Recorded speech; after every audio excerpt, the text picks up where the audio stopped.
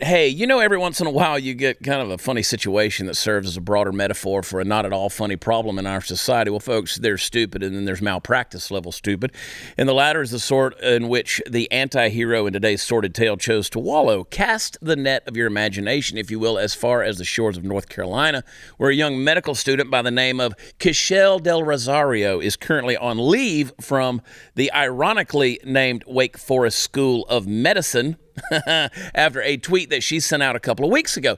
So check out this fun little missive. She says, I had a patient I was doing a blood draw on see my pronoun pen and loudly laugh to the staff. She, her. Well, of course it is. What other pronouns even are there? It, I missed his vein, so he had to get stuck twice. And then she put what appears to be a nose-blowing emoji. Now the imp, the joker, the totem of tomfoolery and guru of grabassery in me wants to see this story as being just a little bit funny. After all, if you replace the cause du jour with something you agree with, it's pretty easy to see the humor in the situation. For example, guy sees medical student wearing a pin that says she's pro-Second Amendment. Guy makes fun of the pin. Guy gets stuck twice. It's still wrong, but I'll bet that one didn't rub you quite the same way, did it? Nevertheless, obviously, if she did it on purpose, the way the tweet indicates she did, she absolutely deserved what she got, which was at least a temporary suspension from her duties.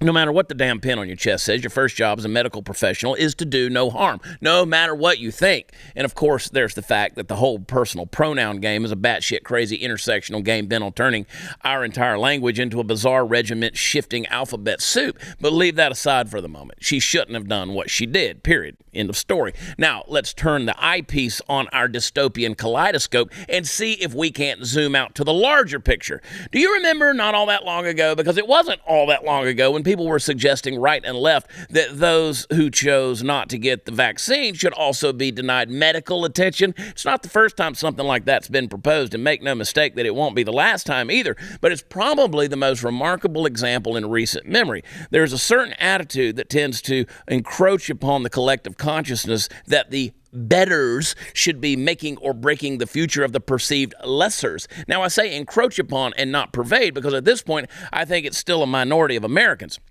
Most of us still believe that when it comes to your medical status, you should be treated as a human being, not as a Republican or a Democrat. But as with all the precepts we hold dear to our hearts, we must protect them at all costs because they are always in danger of disappearing. Apathy is the great destroyer of worlds, people, because here's the thing. It doesn't take great hatred to get to the point where you would maybe accidentally jab a guy twice instead of once just because his viewpoint irritated you. Now, you may have hatred, but that point of view doesn't require it. It just requires apathy, a feeling of absolutely no need whatsoever to spend any time thinking through your actions. If you have apathy, let alone hatred, you can burn down the whole world. Maybe this Kychelle Del Rosario has learned her lesson. I will say she gave a pretty fulsome apology, and I'm a guy who tends to believe in forgiveness. I'd be in deep shit if I didn't. I guess only time will tell, but beware, folks, because the thing that drives people like her to say and do things like what she said and did is a lot bigger and more dangerous than she knows.